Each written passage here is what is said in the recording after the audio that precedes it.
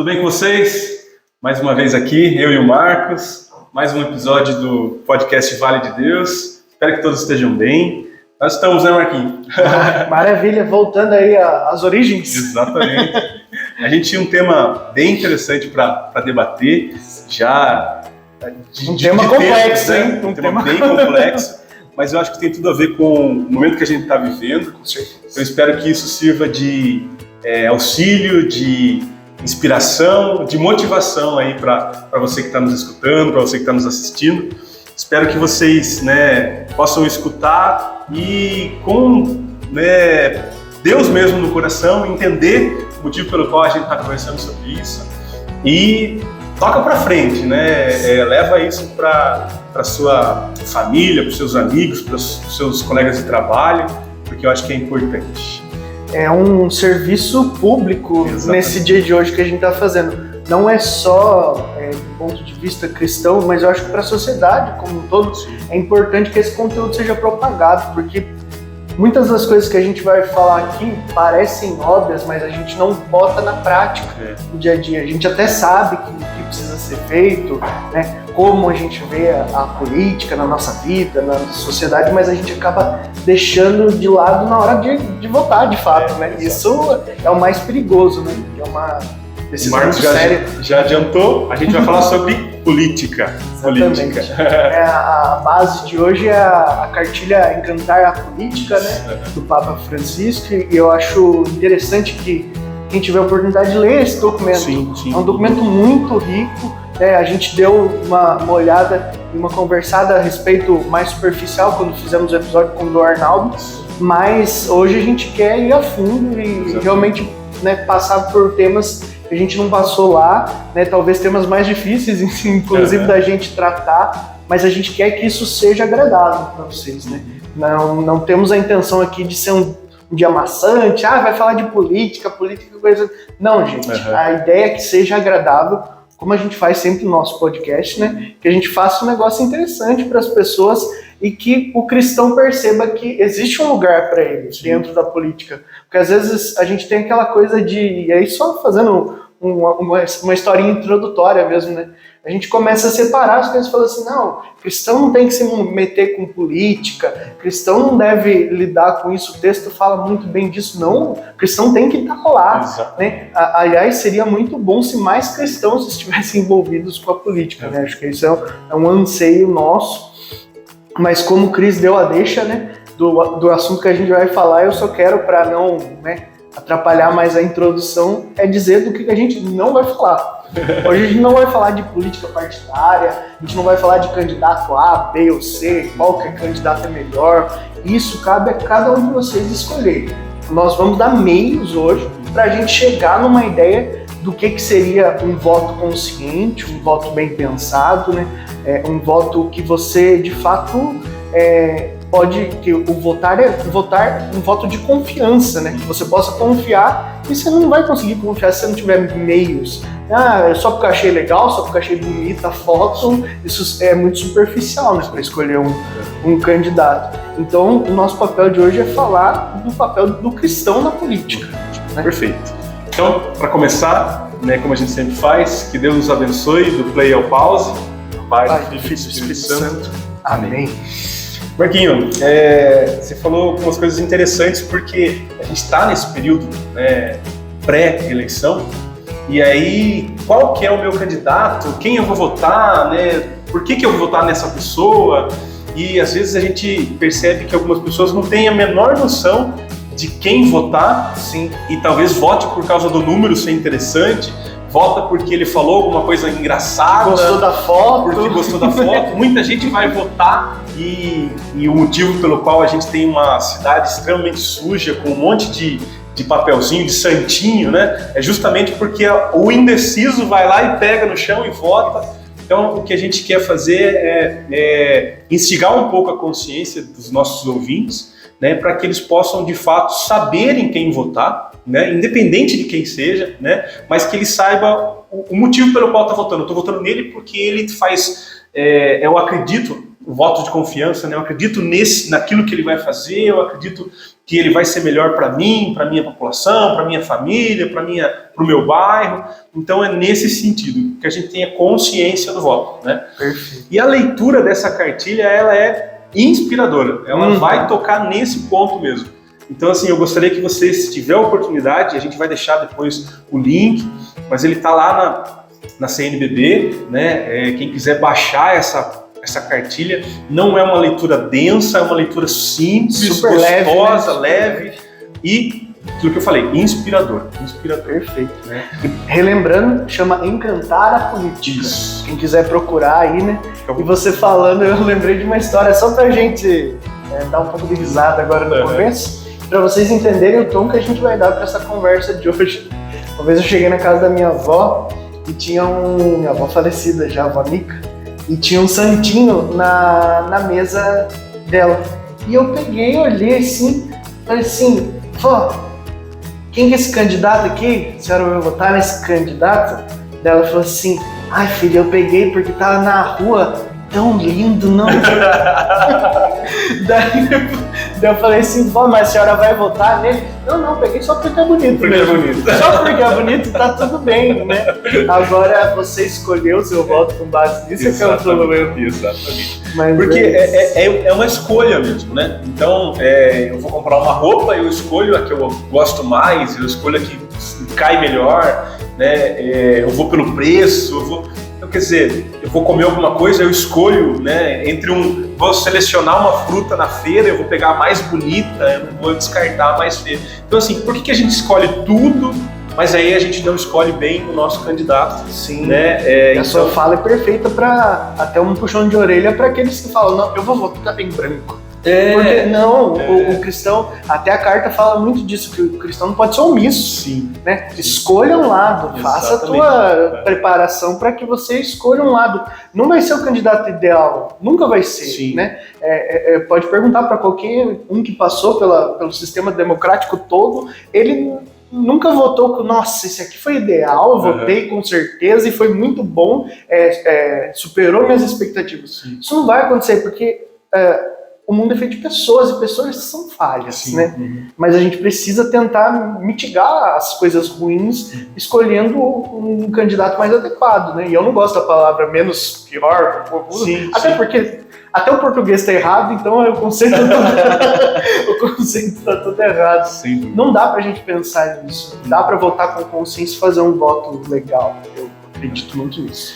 Falando da cartilha, a cartilha ela é dividida, né, em 5 pontos, então a gente vai tentar abordar esses 5 pontos, né, eu separei, né, um estudo mesmo sobre esses 5 pontos, para a gente tentar entender o que a igreja quer nos falar sobre esse período eleitoral, e não só sobre esse período eleitoral, mas também sobre a política em si, sobre a nossa responsabilidade perante a política. Né? E aí, basicamente, né, ela começa falando, né, não é uma atitude cristã o ataque a quem se discorda, defender privilégios, interesses egoístas de quem já sofre. Então, assim, e aí deixar isso bem claro, né? A gente não vai assumir nenhum posicionamento nessa conversa. Exatamente. Né? E é justamente para não gerar esse motivo de discórdia, né? Você pode não concordar comigo, Marquinhos pode não concordar comigo, mas até aí isso é ótimo, isso é perfeito, porque até no contraditório, né, nessa discordância, a gente aumenta o nosso leque e eu posso aprender mais. Isso é muito importante. Mas enfrentar a discórdia, tentar mostrar para o outro que eu sou o correto, e aí esse ataque, né, esse enfrentamento, ele só gera desconforto. Né? Principalmente quando a gente fala de política, né? A gente tem uma opinião muito forte, muito própria.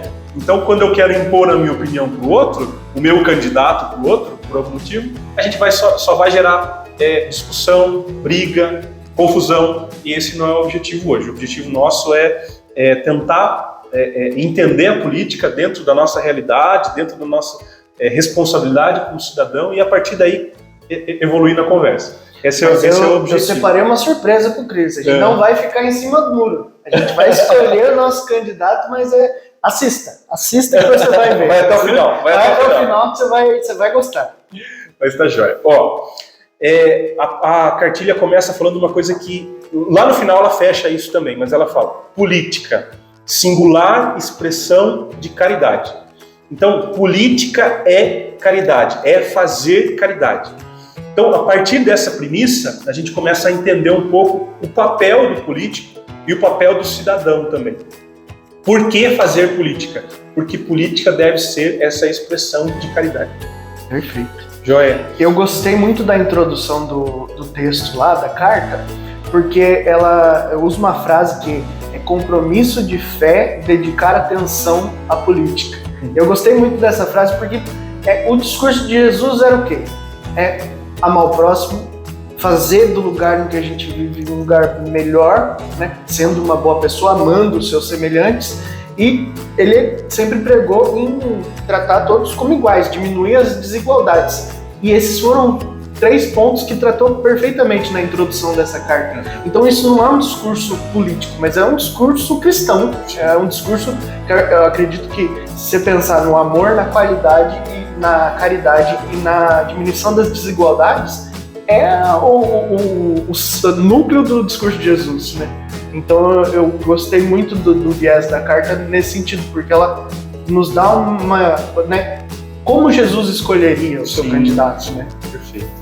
Ele começa falando da parábola do bom samaritano, né? Então, lembrando, né, a parábola do bom samaritano, né, um samaritano encontra, né, uma pessoa jogada, né, no meio da rua, jogada no meio da estrada, nua, né, quase morto, e esse bom samaritano resolve, depois de terem passado já um sacerdote, outras pessoas, né, que na teoria eles seriam responsáveis, né, por ajudar aquela pessoa passando uma necessidade, o samaritano resolve fazer isso.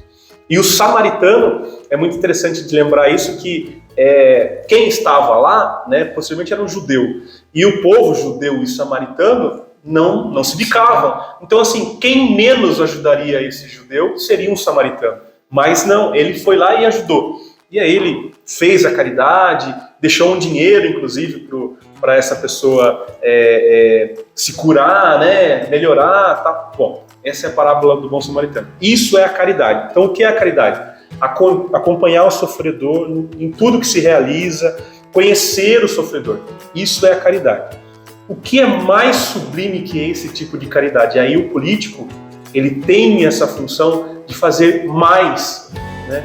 Então esse fazer mais o que a necessidade da pessoa? A pessoa precisa atravessar o rio, né? Eu como caridade, né, ceder o meu barco, eu posso pegar as coisas, atravessar o rio com o meu carro, dar a volta do outro lado.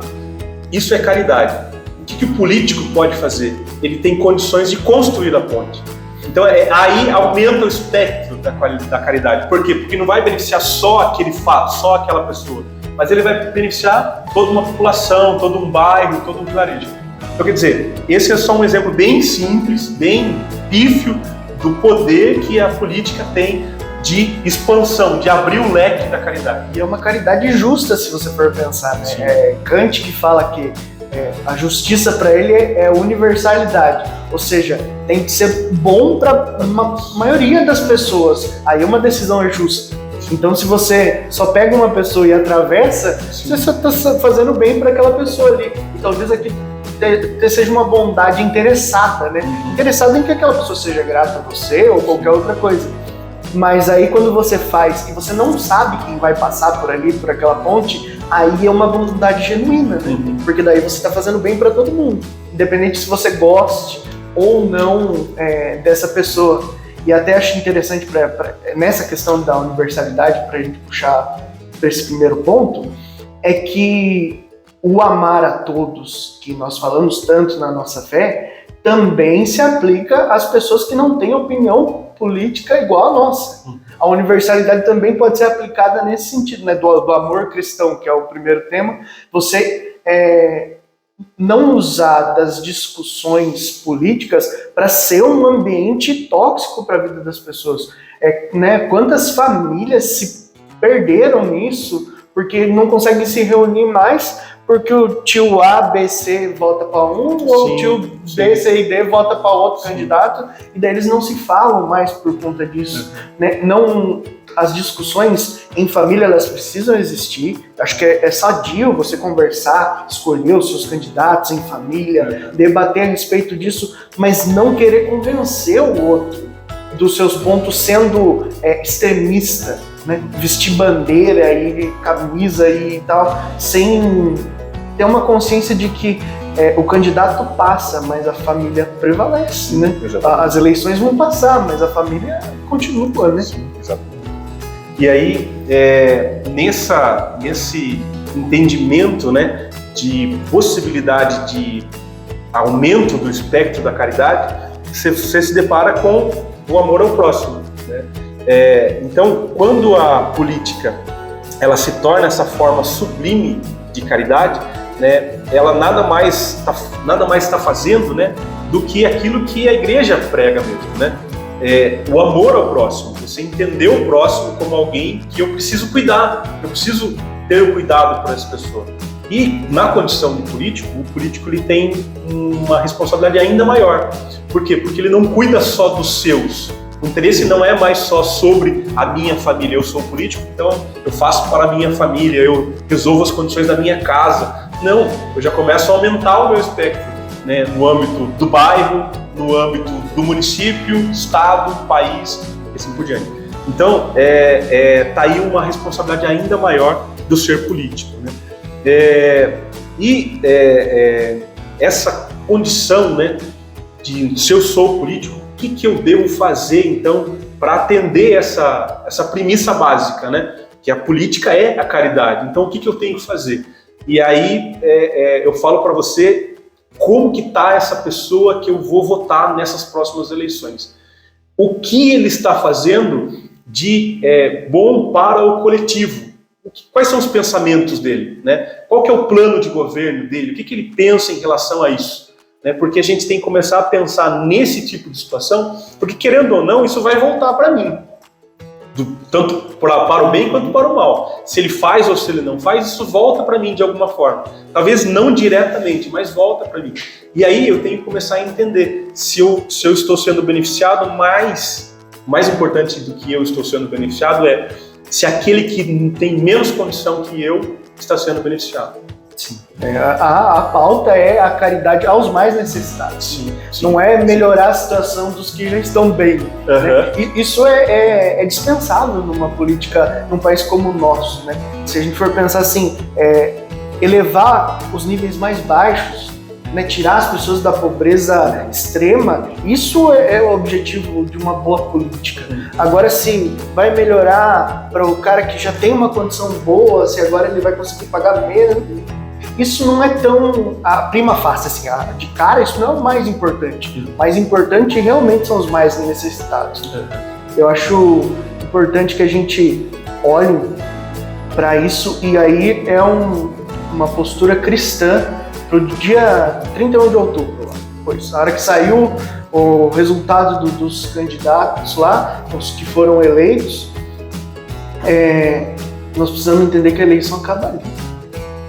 Naquele momento e dali para frente, e aí eu vou aproveitar o trabalho de quem faz os cortes, não sei se você mas um corte polêmico, a gente pensar da seguinte forma, e assim, realmente é o que eu penso de coração, independentemente de quem entre, se vai ser Bolsonaro, se vai ser Lula, se vai ser Ciro, terminou a eleição, independente de quem você votou, você vai ter que rezar pelo outro. Que entrou, mesmo que não seja o seu candidato. Esse é o papel do cristão. Você olhar e falar assim, não, agora estou rezando para que ele faça um bom governo. Mesmo não concordando com aquela pessoa, porque passa a ser presidente, governador, deputado, senador, de todo mundo. Não é só de quem votou, né? Isso é importante que a gente entenda. Eu trabalhei... até estava sentido esses dias, porque essa eleição vai ser a primeira em 10 anos que eu não vou poder trabalhar. Por bons motivos, né? Vai cair minhas férias bem nas eleições. Mas nesses 10 anos trabalhando lá no cartório eleitoral durante as eleições, eu percebi muito isso. Você acha que dentro do cartório eleitoral não polariza também? Lógico que polariza. O ser humano é um ser político. Então as pessoas falam dos seus candidatos, das suas predileções, mas sempre tem aquele discurso no final, quando são somados os votos ali. Gente, a eleição acaba aqui.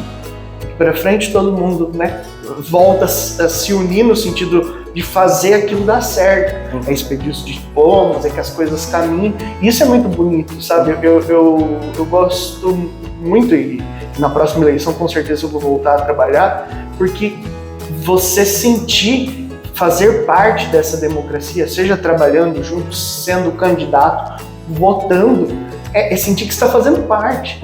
A gente não pode se omitir, né? A gente já falou disso no começo, mas é bom repisar isso aí. A gente não pode se omitir.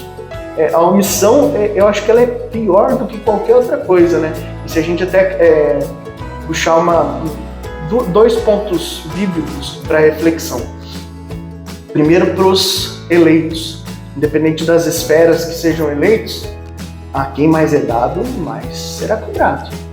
Então, se você chega numa posição importante no seu país e tem a condição de fazer coisas boas para as outras pessoas, pode saber que a hora que você chegar agora lá em cima, a conversa vai ser, o que você fez com as pessoas que eu te dei? Né? Você cuidou bem dessas pessoas? E outra reflexão que a gente tem que fazer é que a eleição não é jogo de futebol. O brasileiro vive muito isso. Ele só criou na cabeça a divisão que ele entende é do jogo de futebol. Então tem A e tem B, e aí você se destrói. E não é assim as coisas. Sim. Nós temos que entender que, diferentemente do jogo de futebol do seu time, na verdade a gente deveria olhar mais as eleições como a seleção, né? Tá todo mundo ali torcendo para que o negócio dê certo. Se foi com o jogador A, com o jogador B, mas eu não gosto do Neymar, eu não gosto de fulano, eu não gosto de ciclano, não importa. Se o Brasil ganhar, todo mundo esquece disso e os caras viram, referência, a gente vê isso. É interessante você falar assim, porque o texto e a igreja em si pede para que a gente não seja omisso. Então, e aí a força da oração mesmo, né? Então, se eu não sou omisso, ou seja, o meu candidato não ganhou o outro, e eu não posso ser omisso, então eu não posso rezar para que nada aconteça. Eu tenho que rezar ou para que dê certo o governo dele, ou para que dê errado. E aí você fala para você assim, você vai rezar então para que dê errado? Cara, isso é muito ruim, né? Isso não é as atitudes desse candidato que ganhou, vão determinar também o seu futuro. Né? Não diretamente, como eu falei, mas talvez indiretamente. Então, assim, você quer que as atitudes dele afetem o seu bolso, a sua casa, a sua família, a sua casa? Tem certeza? Então, assim, ou você reza para que o governo dele dê certo, porque omisso eu não vou ser. Então, quieto eu não posso ficar. Se a igreja está falando para eu tomar uma posição, então que posição você vai tomar? Você vai rezar para que ele dê certo ou você vai rezar para que ele dê errado? E olha o poder da oração. Exatamente. Tem um dos, contando para os nossos irmãos evangélicos aí, das orações eucarísticas tem essa oração específica, para os nossos governantes e para que eles façam um bom governo, um governo dedicado ao povo de verdade. E esse texto, ele existe, eu não sei desde quando, mas desde muito tempo. Sim. Então a ideia é isso, é rezar independentemente de quem esteja lá. Sim. Eu não estou falando de você baixar a cabeça e não criticar. Não, é diferente disso. É apesar de eu não concordar com ele, rezo para que ele tome boas decisões, trabalhe bem. Exatamente. Uma das coisas nesse sentido ainda, do amor ao próximo, e aí a gente pega um laço lá da campanha da fraternidade que a gente falou, lá em fevereiro que ela começou, e lá se falava muito, não obviamente disso, já é de muito tempo, mas está falando agora nesse texto que a gente leu, que são os 3 T's, terra, teto e trabalho, que são 3 coisas básicas para que o cidadão tenha essa condição, essa dignidade de vida. E aí, terra, novamente falando, a casa comum. Então é o cuidado com a casa comum.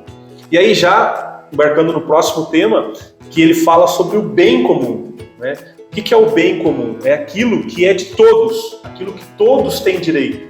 Então, o ar, a água, a energia elétrica, a terra, transportes, tudo isso é o bem comum. A política, ela vem então nessa administração do bem comum, nessa divisão para que todos possam ter acesso a esse bem comum.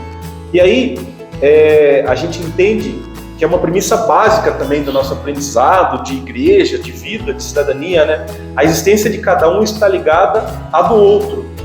A vida não é um tempo que passa, mas um tempo de encontro. Ou seja, eu não posso achar que eu tenho esse direito e só isso me basta. Eu tenho que entender que se o outro não é atendido nesse direito, a sociedade está falha, está capenga, está um pedaço dessa perna, Posso dessa escolher cadeira. um candidato que, nossa, esse candidato faz muito bem pra mim, só pra mim. Que sentido tem, né? Exato. Você viver num mundo em que só você é privilegiado e os outros vivem numa miséria, numa situação horrível. Exatamente.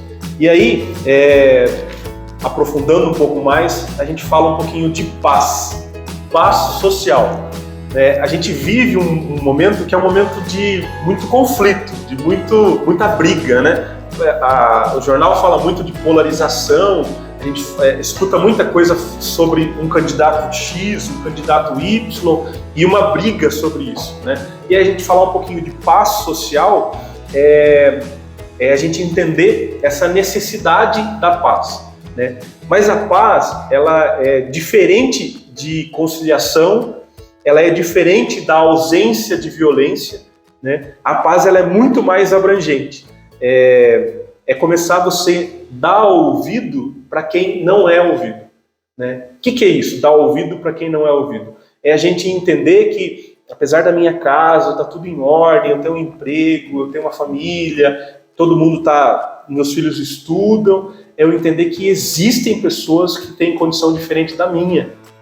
E o que eu estou fazendo em relação a isso, né? Um pouco antes, né, o estudo fala assim: toma cuidado quando você achar que o suficiente é o dinheiro que você dá lá no dízimo, ou o dinheiro que você dá lá na ajuda na causa social, X, Y, lá. É diferente disso, é maior que isso, né? É entender, e lembrando, né, caridade é acompanhar o sofredor, né? Então, quando eu vou lá e deposito o meu dízimo lá e acho que isso é o suficiente, eu não estou acompanhando sofredor nenhum. Você tem que olhar para o lado e falar assim: eu estou diminuindo as desigualdades por completo? Ainda não, então eu tenho que continuar agindo. O que mais eu posso fazer? Eu acho importante que nós entendamos que os políticos têm o seu papel em diminuir as desigualdades, mas imagine como uma árvore, né? A árvore tem ali seus galhos, seus ramos, e ela vai abrindo. Então, a política está muito mais perto do centro e nós somos parte dos ramos. Em uma hora, essa acumulação de riquezas vai chegar em nós, né? E aí a gente tem que distribuir. É assim que funciona. Sim. O político não vai conseguir distribuir para todo mundo. Vai chegar num ponto que você vai falar assim: eu ganho mais do que eu preciso para viver uma vida legal, então eu preciso repartir. Então não dá para só falar assim: tem muita desigualdade social no nosso país e não está fazendo nada por isso, né? Ou está simplesmente só enviesado para alguma coisa, né? Tem que ser assim, tem que incomodar. O outro irmão que precisa tem que incomodar. A gente passa pela rua, vê alguém deitado, né, no frio, ali, muitas vezes só com papelão, assim, isso precisa te incomodar. Que a partir do momento que isso parar de te incomodar, você se perdeu, na sua fé, inclusive, né? Eu acho que a gente precisa sentir isso. É lógico que a gente não vai viver um sofrimento o tempo todo pelo mal que existe no mundo, não é isso. Mas é você se mobilizar para fazer. Fala assim: não, eu tô em dia com os meus projetos sociais, e até, né, relembrar aqui o nosso projeto social mais recente, né, que é a campanha Sou Guri, né? Acompanha o nosso episódio, ficou muito legal, né? Deu uma alegria muito grande assim de fazer, e nós já estamos planejando outras coisas para fazer agora dentro do projeto, e, né, isso é só uma coisinha. A gente está tentando aos pouquinhos fazer a nossa parte, Mas a gente tá contente com isso? Não, a gente quer fazer mais. Sim. A gente quer ajudar mais pessoas. Precisa ser feito mais. Outros projetos, né? Para chegar no final, né? Eu acho que todo cristão busca o que Paulo, né, passou, de falar assim, ó, eu não fiz tudo que eu queria ter feito, mas eu combati um bom combate, né? Eu completei a corrida, eu guardei a fé. Isso eu acho que é o sonho de todo cristão, você chegar no final e poder falar assim, ó, eu fiz o melhor com as condições que eu tinha, eu tentei dar o meu melhor. Eu acho que na caridade a gente nunca pode ficar aquém, né? Ah, não, eu podia ter feito mais, mas eu não fiz. Isso não é um discurso que um cristão pode admitir dizer, assim. Eu penso dessa forma. Bom, Marquinho, o que eu percebi até esse momento, a leitura até esse momento é bem dividido mesmo, né? Qual que é o papel do cristão, qual que é o papel do político, né? Sim. Até esse momento a gente conseguiu entender, deixar bem claro, né, na leitura da cartilha, no estudo da cartilha, é justamente isso, né? Qual que é o papel do cristão, o que ele tem que fazer, qual que é o papel do político, né? O espectro, o cristão é caridoso, o político tem que ser mais caridoso, o espectro dele é maior, né? Mas aí a gente começa a entender o porquê disso, né? Porque a gente pode perceber uma diferença muito grande, né? Uma separação muito grande, né? E na verdade não deveria ser assim, né? O cristão, ele deveria estar mais envolvido com a política. E aí não há nenhum incentivo aí em que você se torne político. Não é para que você se torne um político, não é para que você decida se filiar a um partido X, Y e concorrer a uma candidatura política. Não, mas é você entender que você tem uma responsabilidade, primeiro, quando você vota, mas depois, e principalmente depois... Ela não acaba na eleição. Ela não acaba na eleição, ela continua, né? Aquele que eu elegi, né? As decisões que ele, né, prometeu estão sendo cumpridas ou não? Mais que isso ainda, né? O dinheiro que está vindo para o meu município está sendo bem administrado? E aí é um incentivo muito grande para que a gente comece a se movimentar, né?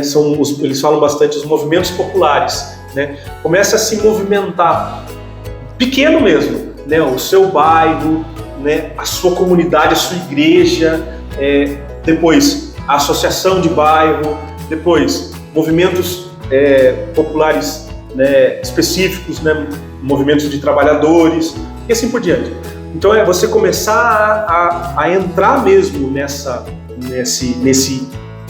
intenção. Por exemplo, vocês devem ter percebido, né? Geralmente no final do ano, a votação da lei orçamentária. Antes da votação da lei orçamentária, há uma apresentação da lei orçamentária. Isso está em faixas na nossa cidade. Já participou? Né? A maioria não. Exatamente. Então, assim, começar a se interessar, meio que de forma, talvez até inocente, pequenininha, mas aos poucos você vai se engajando e tomando um pouco mais das decisões que te afetam, né?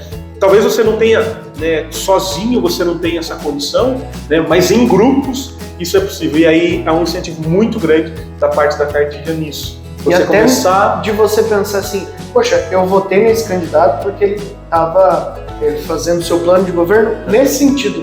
E não está sendo nesse sentido. Sim. Eu votei no João do gás porque ele falou que o preço do gás ia diminuir.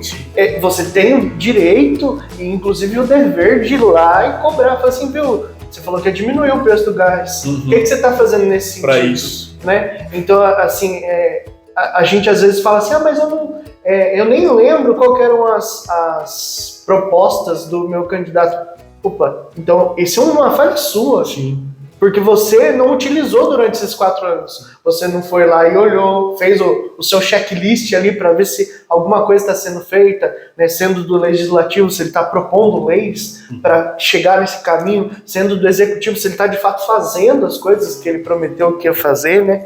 Isso é muito importante para a gente entender que isso que você falou, que a função do cristão ao votar não se encerra. Ela permanece ao longo dos 4 anos ou dos 8 anos. E ficar aquém disso é você concordar, né? Ficar calado sobre muitas situações que muitas vezes você pode não necessariamente concordar. E aí? Mas que você está fazendo, né? Se você não concorda com essa situação, mas o que você está fazendo? Né? E aí aquilo que eu falei, sozinho é difícil, sozinho talvez você pode gritar, espernear, mas nada vai acontecer. Participar de um movimento popular, participar de um grupo de pessoas, vai fazer com que você tenha um pouco mais de voz, né? E aí poder cobrar de fato, né, o que acontece. Exatamente. Você falou, né, até completando um raciocínio que eu tinha feito, mas eu falei para os candidatos, né, que tinha uma passagem, e também para os eleitores. Para os candidatos era quem mais é dado, mais será cobrado. E para os eleitores você tem que ser quente ou frio, você não pode ser morno. Sim. Se for morno, eu te vomito, né? Acho que esse é o papel do cristão dentro da política. Se ele votou e está de acordo com o que ele queria, ele fala assim, não, esse candidato é bom, vou ver os valores dele, gostei desse partido, talvez eu vote numa reeleição, por exemplo, e se tiver ruim, sei lá também, e ser frio e responder as coisas como precisa, né? Acho que essa é uma função importante. Marquinho, pergunta de corte, né? Pergunta de corte. Mais um corte polêmico. Nenhum político merece confiança? Nenhum político presta? Não podemos pensar desse jeito. Não podemos, né? O cristão não pode pensar desse jeito, porque até a gente falou disso no episódio com o Andrei, né? Sim, a gente falando a respeito. Pensa aí na sua profissão que você tem. Se eu falar para você, todo mundo dessa profissão, todo veterinário não presta. É muito injusto. Né? Nós temos profissionais bons e ruins em todas as áreas, na política também, mas talvez se tem mais gente ruim, seja até uma culpa nossa. Exatamente. De não estar votando direito. Sim. Aí é meio estranho até você reclamar disso. Nossa, mas só tem político corrupto. Tá, mas você tá recolocando eles lá ano a ano, então e não se preocupa com isso. E no nosso município, né, eu que sou uma pessoa que nasci, né, e permaneço aqui em Itapeva, né, toda a minha vida, fui embora, mas voltei. É muito interessante porque, assim, eu encontro com amigos meus de infância, dos quais eu já trabalhei dentro da igreja, em movimentos, em grupos de jovens, né? Hoje são vereadores da nossa cidade. Então, assim, hoje eu posso bater na porta desse meu amigo e falar assim, não, isso aí não foi legal, ou isso aí deu muito certo, parabéns, né? Você está ajudando mesmo. Então, quer dizer, a gente vive essa condição hoje. Eu acho que muitas pessoas podem dizer isso, né?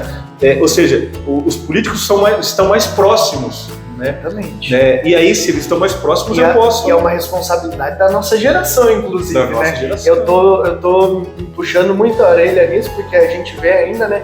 Eu e o Cris estamos vivendo isso, que vamos dizer nos altos cargos, né? Senadores, deputados e tal, porque vereador a gente já vê gente da nossa faixa etária, mas ainda nos outros estão na idade dos nossos pais.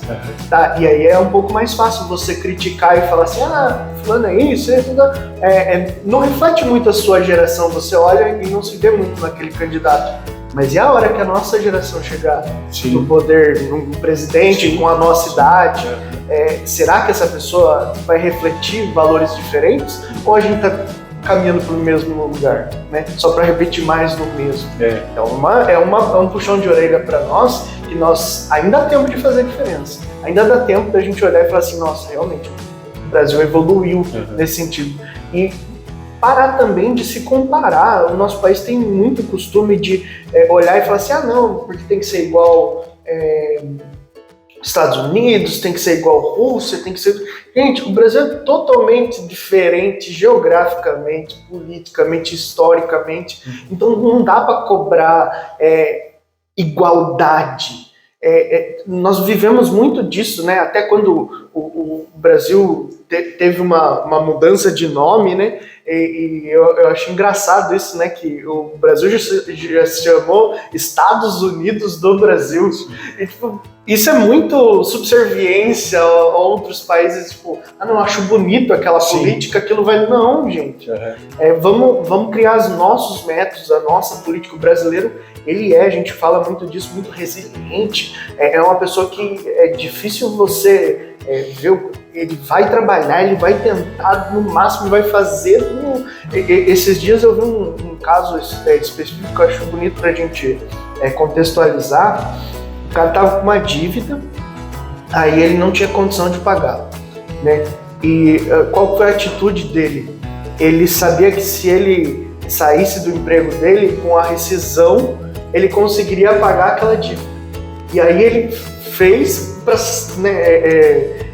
fez a rescisão para conseguir pagar a dívida. Se existe gente a ponto disso, é porque o Brasil tem muito jeito, sabe? Sim. É umas coisas que a gente olha e fala assim, nossa, será que eu teria essa mesma atitude, né? Será que eu não deixaria a dívida correr? E não, o papel do cristão é ser diferente mesmo. Eu achei muito bonito, eu olhei e falei assim, caramba, isso, até a gente tava vendo, né, no The Chosen lá, né? Isso é um cristão de verdade, né? Uma pessoa sem falsidade, né?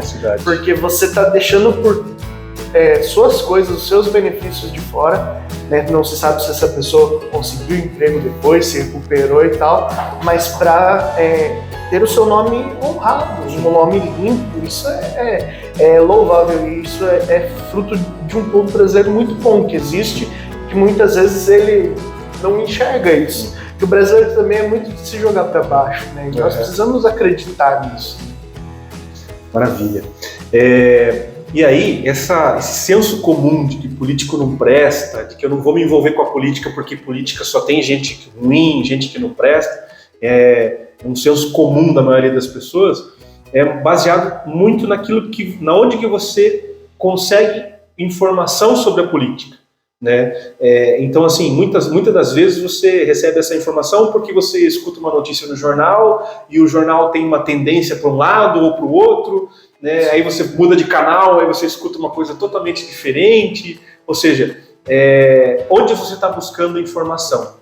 E uma fonte de informação hoje, né, e aí eu falo para você assim, é tanto bom quanto ruim, né? Então, por exemplo, né, a gente está falando, o plano de governo do político, antigamente você escutava falar do político no horário eleitoral, né, eventualmente chegava, eu lembro que meu pai recebia, né, cartas, né, de políticos e deputados, chegava lá em casa, né, meu pai foi sindicalista quando ele trabalhou, então assim, era essa a fonte de informação do candidato, né, então assim, você não tinha, né, era difícil de você comparar. Hoje você consegue levantar a relação de bens que eles têm cadastrados. Você consegue levantar o plano de governo que ele tem, né, para os próximos 4 anos se ele se eleger. Você consegue levantar um monte de informações. As leis que ele propôs, né? Exatamente, aquilo que ele já fez, né? Então, ou seja, você pode se munir de informação verdadeira, né? E não é tão complicado fazer isso, né? Um acesso ao computador, um acesso à internet já vai te ajudar bastante. Hoje em dia no site do TSE eles têm concentrado em um lugar só como escolher o seu candidato, e daí tem lá vários sites que eles fazem consultas, e essas consultas são homologadas, inclusive precisa ser registrado, né, no TSE para ter essa veracidade de informação para facilitar o voto. E tá tudo condensado, eu entrei hoje para ver, tá tudo numa página só, assim, você consegue vários links, aqui você vê o patrimônio, aqui você vê as leis que, né, se for do legislativo, as leis que ele já propôs, você consegue puxar realmente a ficha do candidato. Olha, isso é muito legal, porque te ajuda muito, né, nessa decisão. Quem votar? É importante a gente frisar isso, porque estudem, né, aquilo que a gente falou sobre escolha. Né, você se dá um trabalho para escolher alguma coisa, para comer, para vestir. Por que você não vai se dar um pouco mais de trabalho para escolher um candidato que seja coerente com aquilo que você acredita? Né, isso é importante. Né, e aí fica a dica do site que o Marquinhos falou, depois a gente bota alguns links aí para que a gente possa, né, ajudá-los a fazer esse tipo de estudo. Né? Mas da mesma forma que é fácil você ter essa informação, é fácil também de você ter a desinformação, aquilo que é errado. Né? Então assim, a gente tem na palma da mão um instrumento, né, que pode ser muito bom, muito fácil de levantar informações, mas também pode levantar um monte de mentira, e aí a minha dica é assim, toma cuidado com aquilo que você manda pro outro. Exatamente. Né? Naquela ânsia de mostrar pro outro que esse candidato é o correto, olha o que eu vi aqui. E aí tá, manda pra cá, manda pra lá, espalha isso. Né? E aí é a famosa questão de espalhar as fake news. Né? Então assim, tome cuidado com isso, porque isso afeta o outro. Se a gente está propagando informação boa, maravilha. Se ela é verdadeira, ótimo. Mas e se ela é falsa? Qual que é a minha segurança de que aquilo que eu estou falando, que está escrito ali, que eu estou espalhando, é verdadeiro mesmo? Então, antes de espalhar, toma um pouco de cuidado, faz uma pesquisa melhor, vai atrás de algumas fontes confiáveis, porque você pode estar espalhando fake news achando que não é. Sim. Né? E eu costumo ver muito isso, que quando a opinião daquela notícia é favorável para a pessoa que está lendo, ela não pesquisa a respeito, ela só propaga. Ela só vai pesquisar se é fake news quando ela discorda daquilo que ela está vendo.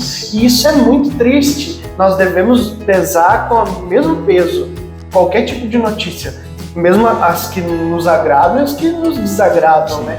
Nós temos que tomar muito muito com isso.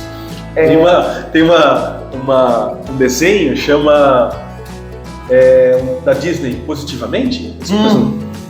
Divertidamente. Divertidamente. E aí tem, eles estão, eu não me lembro exatamente, mas eu já assisti muitas vezes porque minhas filhas adoram, né? Então, e é muito bom também, além de ser muito bom. Mas eles estão dentro de um trem, e aí um personagem, e aí tem um monte de caixa toda empilhada, e nas caixas está escrito fatos, e depois tem outras caixas escrito opiniões. E aí o trem dá uma balançada e tudo se mistura. E cai caixa para um lado, caixa para o outro, tudo se mistura, e aí o personagem fala assim, isso sempre acontece, né? Então assim, a gente tem que tomar esse tipo de cuidado, porque fato é uma coisa e opinião é outra. Quando a gente mistura isso e vira uma bagunça, nada mais de fato vai servir para alguma coisa. E a fake news, ela engana, não porque ela é totalmente mentirosa, mas porque muitas vezes ela parte de uma premissa verdadeira. Então ela te joga uma estatística verdadeira, alguma coisa verdadeira, sim, e ela vai te conduzindo para um raciocínio errado. Sim. Né? É sempre interessante você perceber, e nas nossas casas nós vivemos isso, nós somos seres políticos. Então, você sempre, para acertar um ponto da sua opinião, você usa uma premissa que lhe favorece, né? Se você olha, a Maria e a Cecília derrubaram água no chão aqui, né? E você fala assim, vocês nunca prestam atenção, sempre derrubam as coisas, olha aqui. Então você partiu de uma premissa que você está vendo. Sim. Não necessariamente que elas derrubem sempre, pode ter sido a primeira vez, mas para você forçar que o seu ponto seja validado, você usa um fato isolado, né? E isso pode ser usado pro bem, pro mal. Quantas vezes a gente vê na própria política usado muito disso, né? A pessoa tem uma opinião numa entrevista sobre um determinado assunto, daí a pessoa é rotulada daquilo. E às vezes, muitas vezes, a pessoa, inclusive, já se retificou para frente, mudou de opinião e tal. E nós somos assim, né? Quantas vezes, se for puxar a vida da gente, a gente foi evoluindo e percebendo, caramba, isso que eu pensava não tinha nada a ver, né? E assim, experiência de vida, né? Até uma coisa assim, só pra gente dar risada mesmo, né? Quando eu era criança, eu jogava videogame, joguinho de carro, e eu olhava aquela linha branca no meio e eu pensava assim, nossa, é pro carro ficar no meio ali, né?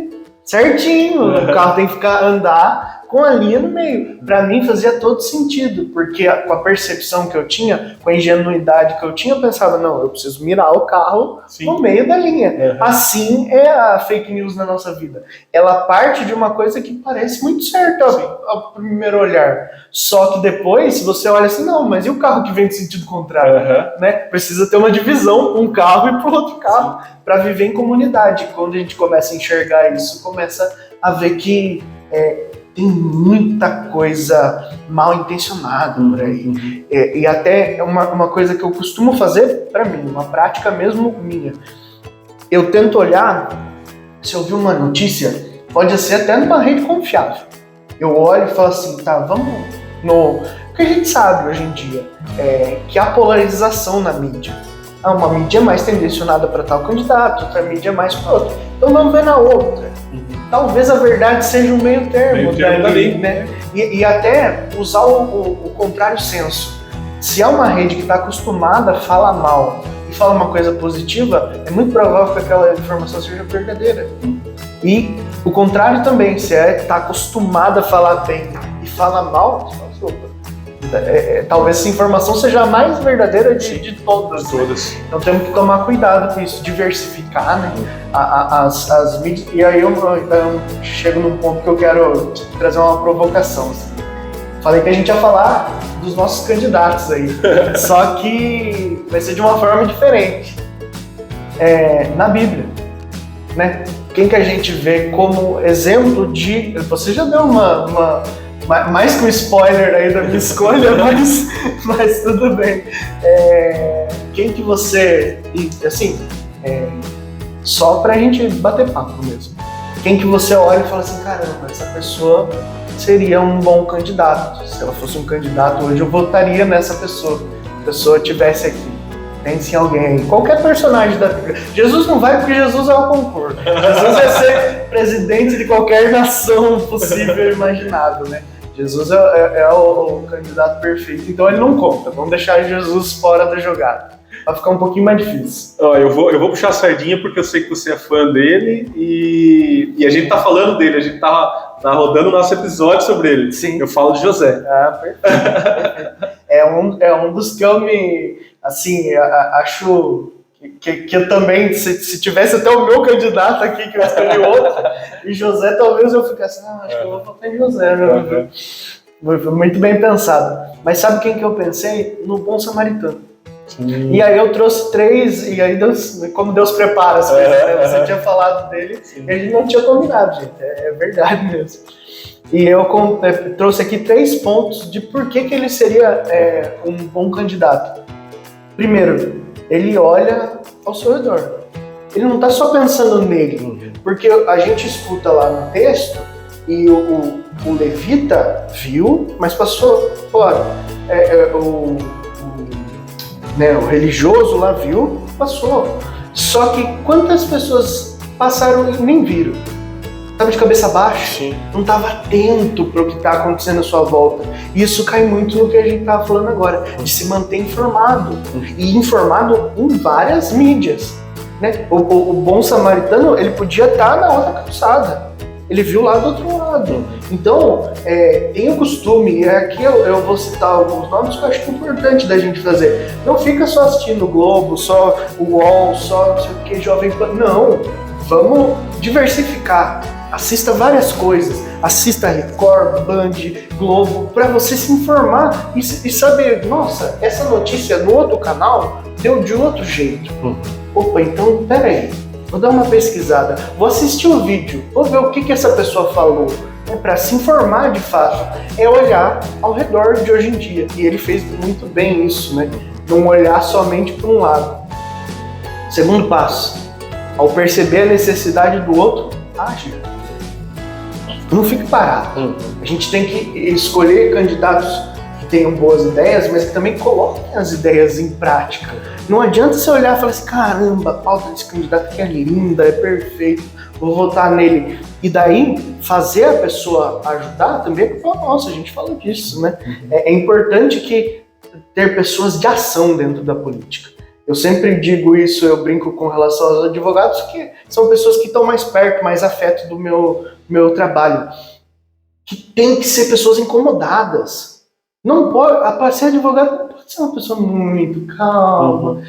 Está tranquilo, vai dar tudo certo. Não, tem que ser pessoa que vai lá no balcão, que fala, que insiste, porque ele está interessado em que o direito do cliente dele seja atendido. Isso é bom, isso tem que ser nos políticos também. Tem que ser uma pessoa incomodada, que fala, não, vamos resolver isso, sabe? Pessoas de ação. E um último ponto, que eu acho que é daí para fechar, assim, como o papel que todo político deveria ter. Faça mais do que te pedir. O bom samaritano, ele não ajuda só ali no dia, de pegar o cara, colocar na maca ali, levar pro hotel e falar assim, ó, agora tá cuidado, beleza, tô indo embora. Não, na volta, o que for gasto, eu pago. Isso que o político deve fazer. Fala assim, não, se me pediram para fazer uma ponte, eu vou fazer uma ponte, uma estrada. Eu vou melhorar a condição de vida daquele lugar. Porque se você faz também só o que te pedem, você está fazendo só com o objetivo de talvez se reeleger, talvez se promover, né? Faça coisas também que você percebeu e também faça mais, vá além, né? Como você falou, e eu achei muito bonito esse seu raciocínio, que o político ele tem essa alcance maior, esse leque maior de oportunidade de ser caridoso, que uma pessoa comum não tem. Então usa esse leque por completo, não fica segurando, né? Seja uma pessoa completa dentro da caridade. Né? O exemplo do bom samaritano é perfeito, né? Perfeito. Encaixa perfeito, porque ele tem essa responsabilidade, ele viu a necessidade, ele fez mais do que precisaria e... Cara, se o político se apegar a esse ponto, eu tenho certeza que... nós escolhemos os nossos candidatos aqui. Exatamente. Ninguém pode falar que a gente ficou em cima do muro. Maravilha. Dentro da política, né, a estrutura, né, de política, você tem lá, através das eleições, a gente escolhe o executivo, escolhe o legislativo, o judiciário vem através de concurso e escolha também do executivo. Você tem as instâncias municipal, estadual, federal. Você tem as políticas sociais, educação, saúde, segurança, habitação, transportes e as econômicas, monetária, cambial e fiscal. Isso é a estrutura política. E onde que o cidadão, a última ponta, aquele que se beneficia das decisões, ou pior, né, se recebe o ônus, né, e o bônus das decisões desses políticos, onde que entra? E aí o texto fala bastante, o Papa Francisco fala bastante.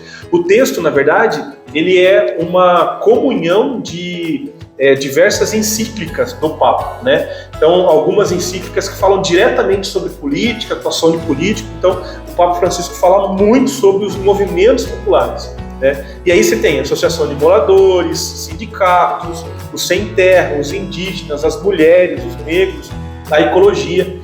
Tudo isso se agregado, né, se formado um grupo, né, e esse grupo puder debater alguns temas, né, das políticas sociais, principalmente educação, saúde, segurança, habitação, eles vão poder cutucar lá quem está lá em cima, né? Essas associações de moradores, né, essas associações de forma geral, elas têm essa importância. Por quê? Porque a partir delas você consegue debater alguns temas específicos e tentar algumas melhorias, né? Fazer parte de uma associação, fazer parte de um desses grupos é importante porque é você fazer a política. E aí uma coisa que é interessante, esses movimentos populares falam também da criação de conselhos, né? Saúde, assistência social, da criança.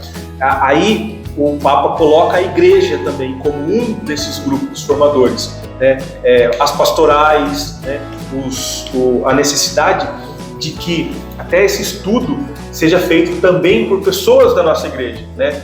Catequistas, agentes de pastoral. Por quê? Porque isso vai fomentar esses pequenos grupos. A minha comunidade tem um pequeno grupo como esse, talvez não seja tão relevante quanto mais é uma reunião de pessoas que tentam buscar algum benefício ou alguma assistência ou percebem alguma dificuldade, alguma necessidade e assim por diante. Mas o que ele fala que é mais importante é que assim, esses grupos eles têm que ser formados pelos necessitados, né? E aí ele fala assim, a política para os pobres. Existe política para os pobres? Existe. Mas ele nunca é com os pobres e nunca é dos pobres. E eu fiquei, né, martelando essa frase, porque essa frase ela é importante mesmo, né? Você fala assim,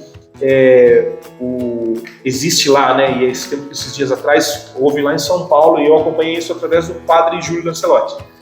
Eles tinham criado alguns alojamentos, né? Só que o lugar que eles tinham criado era um lugar muito ruim. E aí o padre Júlio estava em cima disso. Tá errado. Por quê? Porque é uma política para os pobres, mas não é uma política com os pobres. Você não ouviu o cliente, exatamente. O cara que está lá utilizando o serviço. Então é mais ou menos nesse sentido. A formação desses grupos, né, para que está sendo formado esse grupo? Esse grupo está sendo formado para esse objetivo. Tá, o necessitado faz parte desse grupo? Porque se ele não fizer parte, representante. se ele não fizer parte, então pode ser que tenha alguma coisa errada. Você perde experimentação das coisas, porque só ele vai dizer realmente as necessidades e se aquilo é viável.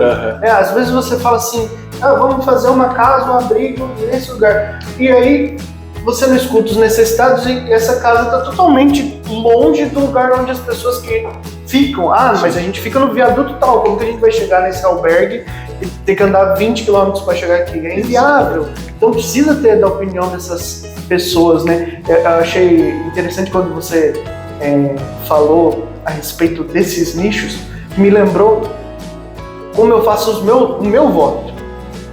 Eu acho interessante compartilhar com vocês, assim, porque é um método que, não estou falando que você vai escolher o candidato perfeito e tal, mas a lógica eu acho que é interessante de compartilhar. Quando você vai escolher candidatos do executivo, escolha geral, não escolha nicho. Não, eu vou escolher o cara porque ele é dos indígenas, eu vou escolher fulano para governador porque ele é do movimento quilombola, eu vou escolher fulano para presidente porque ele é do movimento LGBT. Não, eu entendo assim que, lógico, que a pessoa tem que ter essas pautas, mas tem que ser global.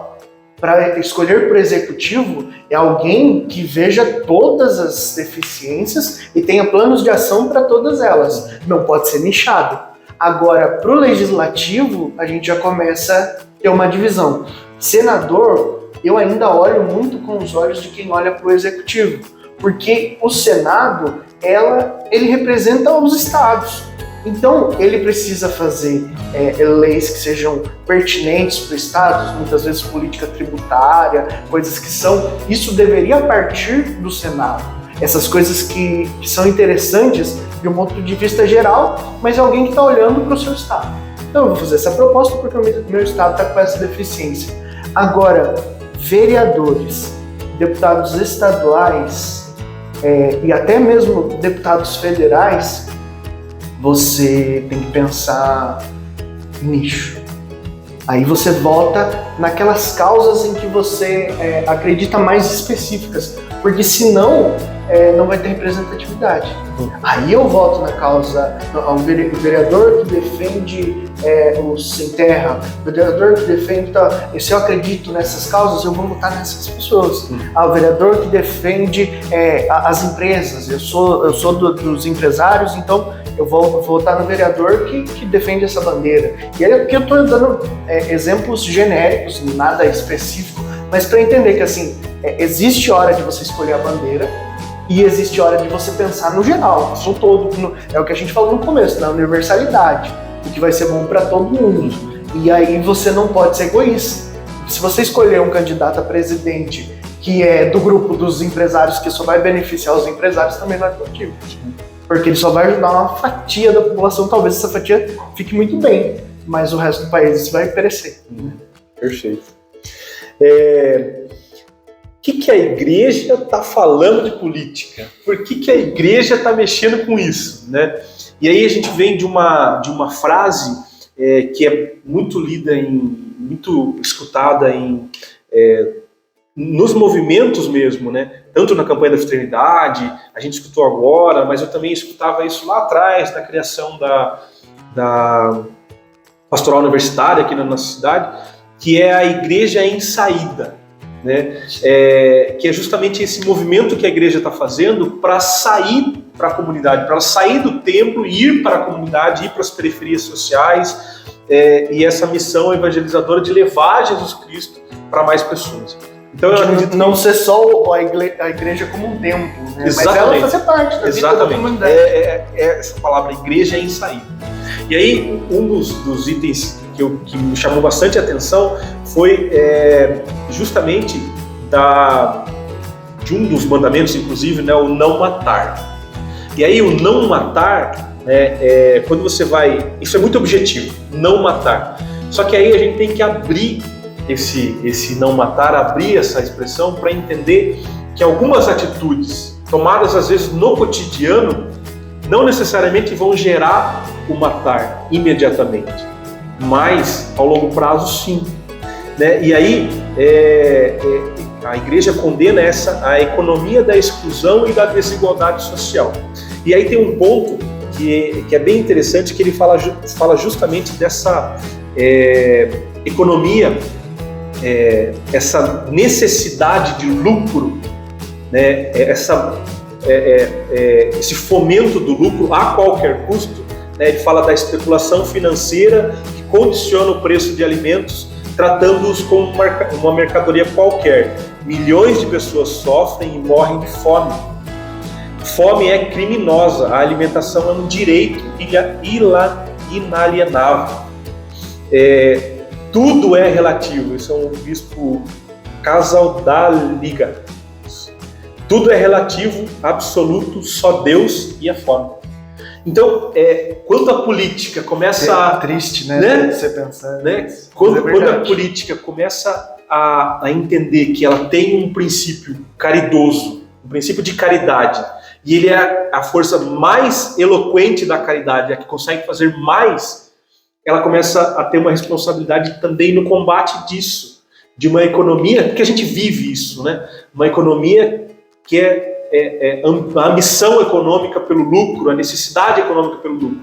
Então, a igreja tem esse papel, mas é importante de falar que cabe ao Papa e à igreja exigirem o combate à fome, à miséria e dar exemplo de partilha solidária. Porém, não cabe ao Papa nem à igreja elaborar e executar a política pública de combate à fome. Por quê? A responsabilidade é dos políticos.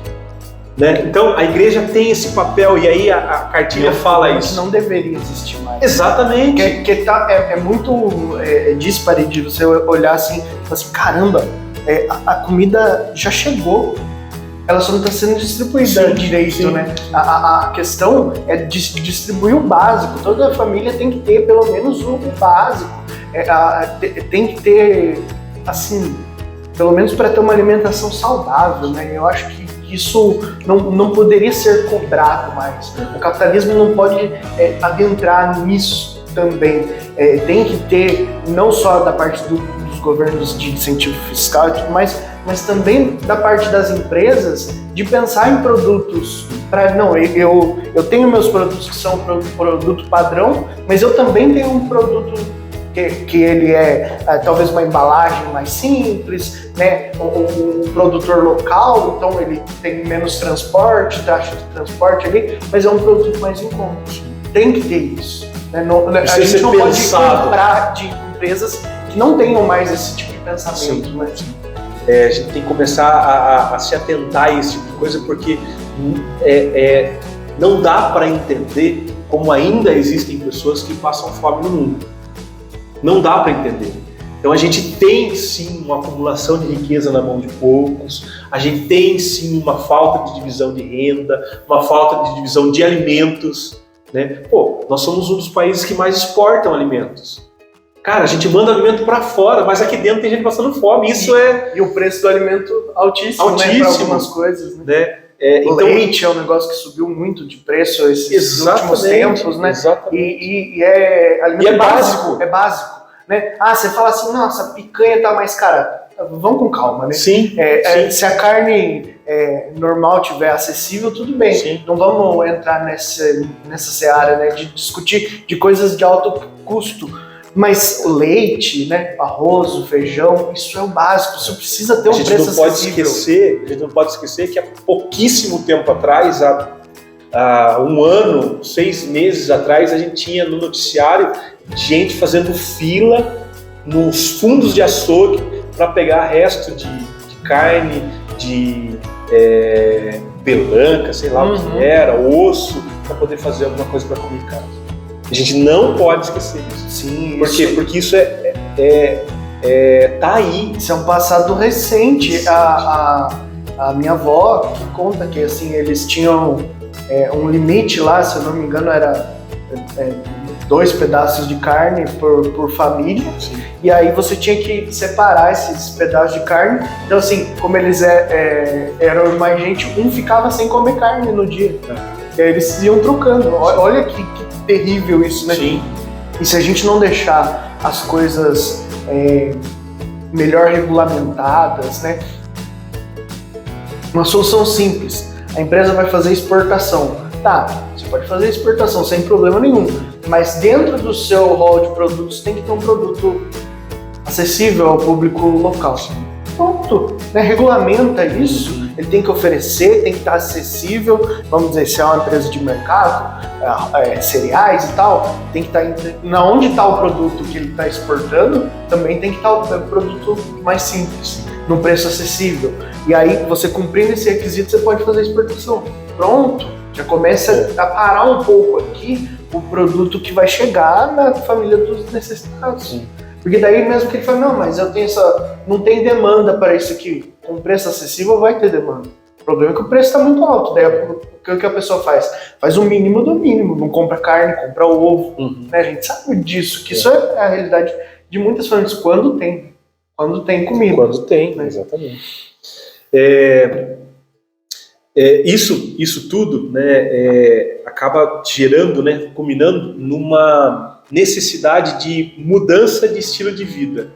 Então, o texto ele também propõe que o jeito que a gente leva a nossa vida, e aí no âmbito meu, mas e aumentando o espectro também nos âmbitos da nossa sociedade de forma geral, a gente tem que começar a repensar o nosso estilo de vida, que é justamente esse estilo de vida que faz com que eu tenha uma necessidade compulsória de comprar, um consumismo muito exacerbado e sem necessidade, né? E começar a repensar e incluir pessoas que não têm essa condição nesse mesmo não, né? Num estilo de vida diferente, num estilo de vida que agregue pessoas que têm essa dificuldade. E começar a entender talvez que essa realização momentânea, isso seja mais um sinal de alguma patologia do que alguma coisa que é simplesmente natural da pessoa. Se eu já tenho um copo que supre as minhas necessidades, por que eu preciso ter um copo que é cravejado de não sei o que custa 15 vezes mais, se esse copo já supre as minhas necessidades? Se você quer comprar, simplesmente porque você vai comprar, não que aquilo vai te fazer feliz, tudo bem, você faz com o seu dinheiro o que você quiser. Mas se você tem necessidade de adquirir coisas caras, de ter mais, sem a necessidade útil daquilo, talvez seja um problema. Ser tratado, ser visto, porque isso é tratado como uma normalidade, mas não é aquele discurso de, eu preciso comprar alguma coisa porque eu não estou bem hoje. Isso não, veja o que está te fazendo mal. Não vai ser a compra, e a gente sabe muito bem disso, que a compra talvez só traga uma alegria momentânea ali, e que é o momento que você chegar na casa que aquela coisa já não tem mais valor nenhum. Então, isso também é uma questão de saúde pública. Nós precisamos tratar disso. O texto também fala, e é muito legal porque ele aborda São Francisco de Assis, né? E São Francisco de Assis, ele era totalmente simples, em harmonia com Deus, com as criaturas e com a terra, tanto que ele chamava todos de irmãos, né? Irmão terra, irmão sol. E aí, a questão da terra, né, em si, e aí o que ele fala é muito interessante, né? Se tudo está interligado, ao falar de condições climáticas, poluição de ar, solos e águas, e da extinção de espécies, proliferação de doenças, precisamos ligar tudo isso ao modo de produzir e consumir os bens que necessitamos para viver. Isso é a economia. O modo de organizar a vida coletiva, isso é a política. O modo de pensar, as ciências. E o modo de prestar culto ao Criador, a religião. Então, deu para entender que, assim, e a importância da gente começar a pensar como um todo, né? Começar a pensar naquilo que eu faço, naquilo que eu produzo, as empresas de forma geral. O jeito de se produzir, a forma de se produzir, a forma de se consumir está errado. E isso afeta a minha vida, minha economia, afeta a política, a vida coletiva, como eu penso e como eu presto culto. A Deus mesmo. É assustador você pensar que no mesmo planeta que tem gente passando fome extrema, tem o maior índice de desperdício de comida histórico. Nós vivemos um momento em que mais se desperdiça comida de todos os tempos. Até eu comentava com você esses dias atrás que Las Vegas passava com um problema muito sério com isso, né, desperdício de comida, e eles começaram a fazer sistemas de reciclagem de comida, que até um negócio que eu não sabia que existia, né, que eles pegavam as comidas que sobravam nos restaurantes, levavam para alimentar os porcos, e daí com os porcos eles faziam mais comida, né, e conseguia de uma certa forma mitigar esse desperdício de comida. E isso é papel de todo mundo. Tirou seu prato ali, quantas vezes você joga comida? Quantas vezes você compra comida, delivery e fica ali? Né? Compra mais, compra na hora da fome, né? Sim. Quantas vezes? Eu tô me colocando junto. Quantas vezes aconteceu comigo? Compra na hora da fome e compra um monte. Aí você come um pouco, fica ali. Daqui a um tempo, a coisa fica na geladeira, ela já perde um pouco o interesse. No outro dia você já fala, será que não estragou? E vai pro lixo. Então, assim, cabe a todos nós fazer, assim, reduzir ao máximo que der de desperdício de comida. Porque eu acho que não dá pra gente pensar, né? Não dá pra nem comida, nem água também. Antigamente a gente tinha o costume, pega e bate água em tudo e tal. Né? Hoje, economicamente falando, é mais viável você comprar daquelas maquininhas que deixam um jato de água mais forte para economizar água do que o dinheiro que você ia gastar batendo água na força normal e tudo ali. Então são coisinhas do dia a dia, né? Fechar a torneira na hora de escovar os dentes, né? Às vezes, né, fazer o xixi no banho, que todo mundo fala, né? São coisinhas do dia a dia que você consegue talvez melhorar um pouco mais a vida das outras pessoas que você nem tá vendo, né? Com atitudes pequenas, assim. Você falou muito bem do conceito, né, de casa comum, né? E eu queria desmembrar um pouco esse conceito para falar uma coisa importante do nosso país, assim. Eu acho que num episódio sobre política é bom que a gente fale disso, né? A gente tem a nossa casa comum geral, que é o nosso planeta. Eu acho importantíssimo as políticas de meio ambiente, as coisas que a gente vive. Nós não podemos olhar as coisas com divisas, né? Se está tendo desmatamento no país que for, nós somos afetados de certa forma, né? Então, todo mundo tem que cuidar. No nosso país também, né, as coisas regionais, eu falei da água, né? A água pra gente aqui é uma coisa... É difícil quem no estado de São Paulo e aqui no sul, sudeste no geral, que tem essa dificuldade, mas no Nordeste isso é uma realidade. Lá eles precisam de cisterna, precisam de um monte de coisa para ter água. Caminhão-pipa chegando nas casas, olha a dificuldade, né? Então a água que às vezes a gente joga pela torneira, para eles lá, eles falam, não, essa água dá para aproveitar ainda, fazer uma outra coisa, vou jogar na planta, vou fazer isso, fazer aquilo. Então um monte de coisa que a gente não tem o costume de fazer, por quê? Porque sobra, na mudança a gente não pensa, né? Mas aí, uma outra coisa do nosso país, e aí fechando um pouco mais esse círculo que o brasileiro não valoriza, e cai muito naquilo que eu te falei antes, é o nosso próprio sistema eleitoral. Cara, olha, não é porque eu trabalhei lá, né, todos esses anos, mas é por ter visto de dentro como é que o negócio funciona. E assim, tô falando aqui, não é uma opinião leviana, é de coisas que eu vivenciei mesmo. Eles fazem teste de hacker o tempo todo, abre-se o sistema e fala assim, não, quem quiser entrar, tá aberto, fiquem à vontade para tentar entrar. E nunca se ultrapassou barreiras que chegassem à manipulação de votos, nem nada disso, né? Até pensando de um ponto de vista filosófico, vamos dizer assim, né? Nós já elegemos bons e maus. Então, o problema não é o sistema, o problema é o povo que está escolhendo bem ou mal os seus candidatos, né? E, sem sombra de dúvida, o nosso sistema eleitoral é o melhor do mundo. Nós temos o sistema mais seguro do mundo. Se a gente mudar isso, aí sim a gente começa a ter problemas. Então, confiem no que foi feito no nosso país até hoje. Todos nós temos participação, porque a gente sabe que nós vivemos uma corrupção sistêmica no nosso país, é um problema gravíssimo.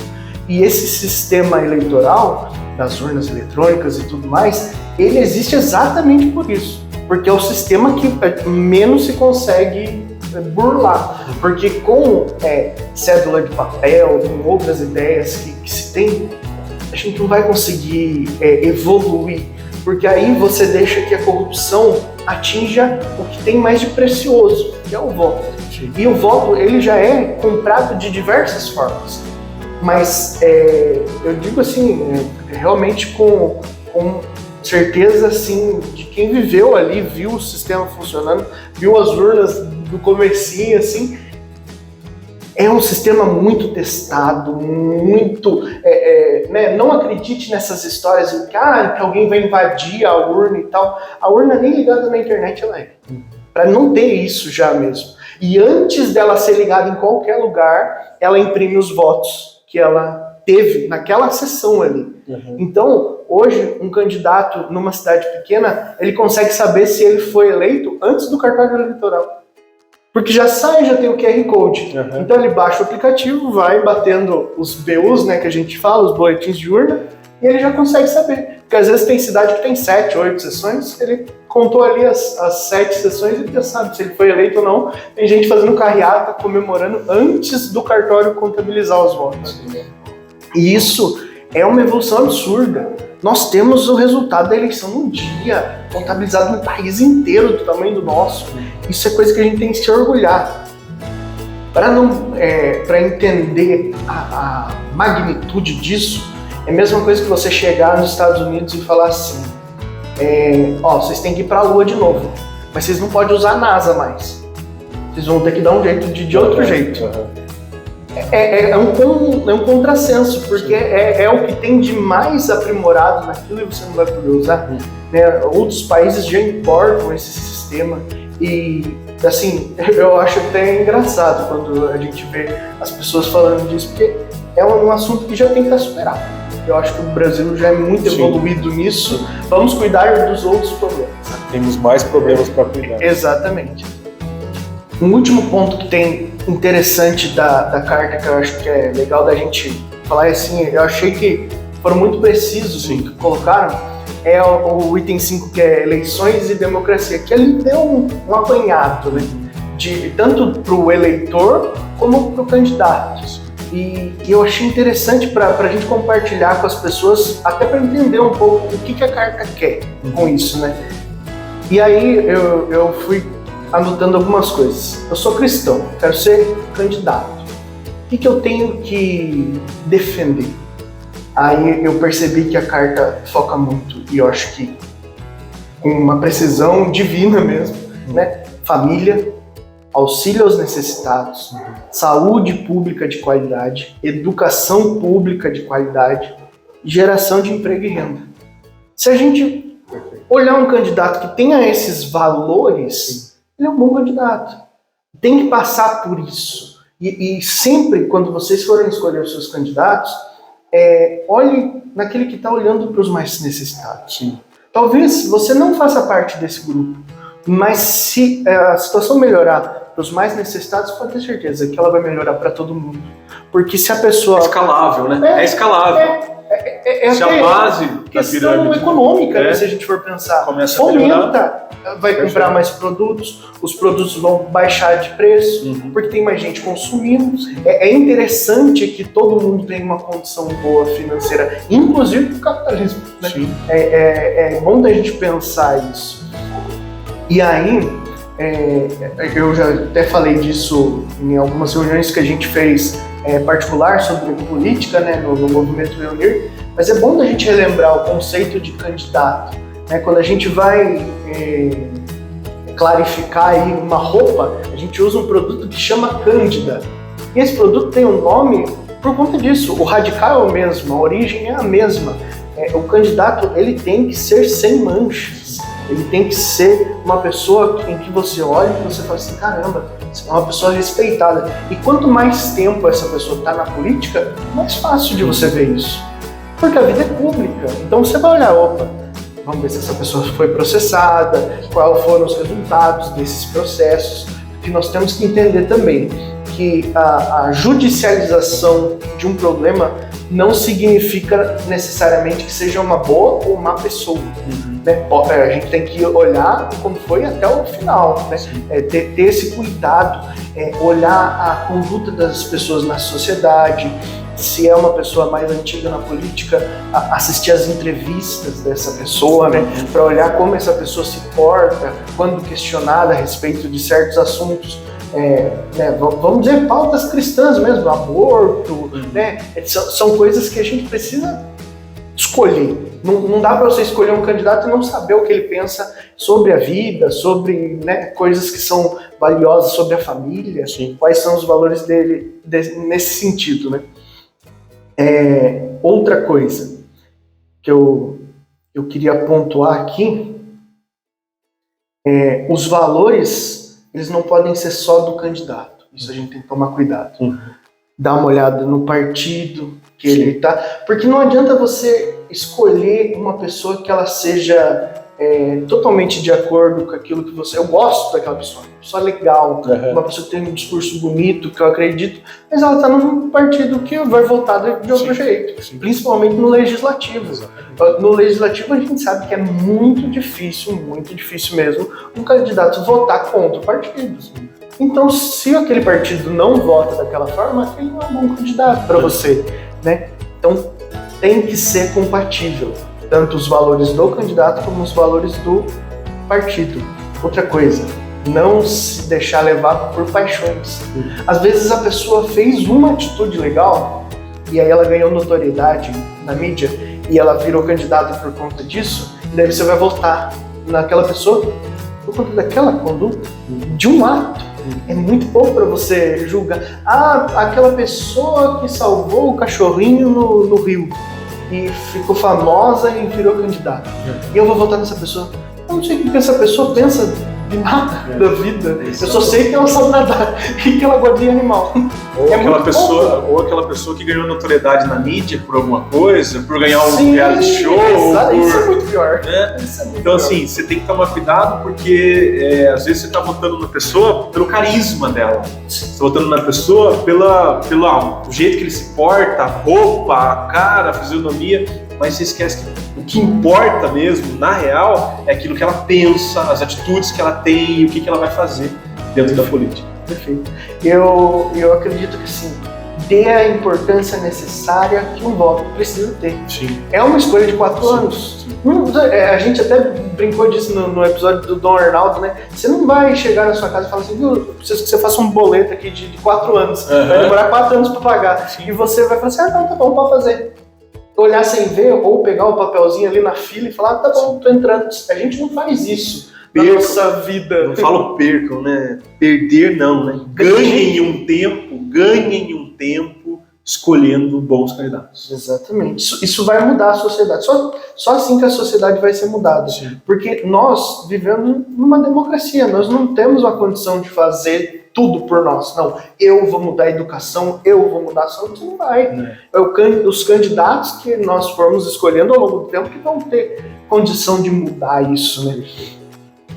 Um outro ponto importante, eu sei que é chato, eu tenho consciência de que é chato, mas assista os debates. Pelo menos nessas eleições, né, que a gente vai ter agora, pelo menos 1 ou 2 debates, né? Se força a assistir, porque aí você começa a olhar e fala assim, caramba, não sabia que essa pessoa pensava assim.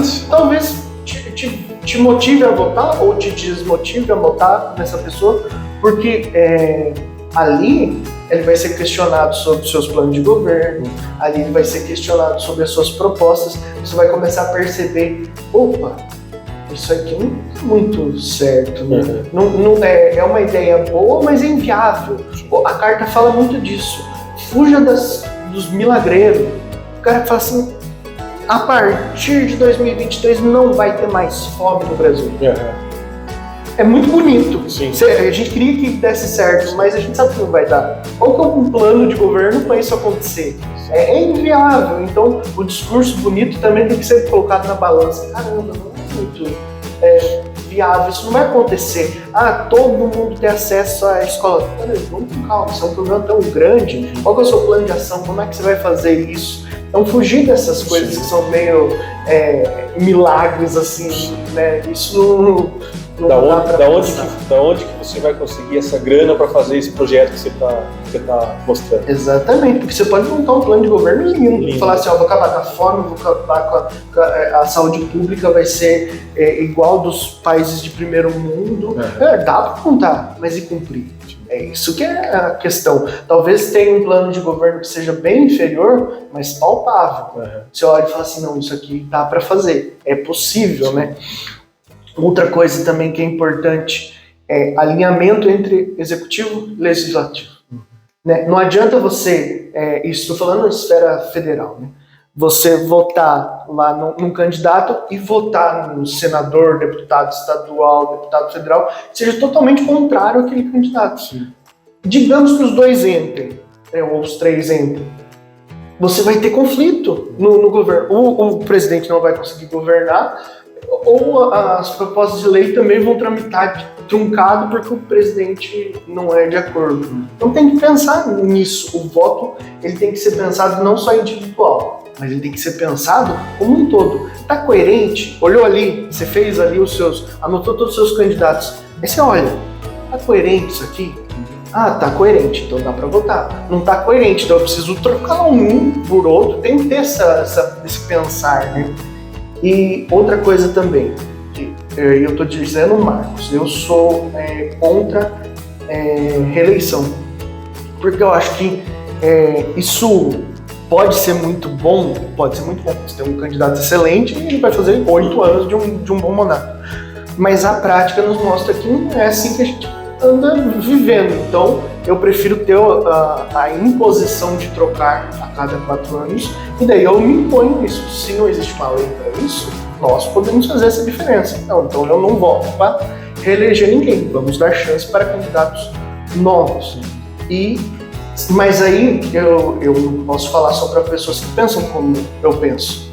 Para quem pensa na reeleição, olha, o mandato anterior foi de acordo com o que você imaginava, cumpriu as propostas, pelo menos minimamente, as propostas que fez, né?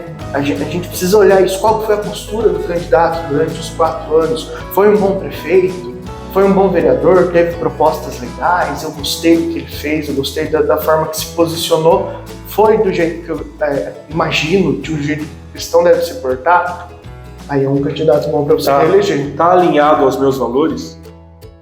Sim, né? Exatamente. Porque às vezes a pessoa tem um discurso bonito para as causas que você acredita, mas não votou daquele jeito. Então é muito mais fácil você escolher reeleger alguém, porque você tem muito mais elementos. Você tem um mandato, você tem 4 anos, ou dependendo, né? Às vezes você tem. A pessoa já foi vereadora e agora é candidata a prefeito. Então você tem muito tempo. Já tem uma história. Para você olhar, assim. É diferente de você votar num candidato novo. Eu penso até que é um voto um pouco mais arriscado. Pode ser que dê muito certo, mas pode ser que dê muito errado. E o último ponto assim, que eu queria trazer pra gente não basta votar em um candidato cristão. Preciso ver os valores. Porque ele pode se dizer cristão, ele pode se dizer pastor, ele pode se dizer padre, pode se dizer o que for.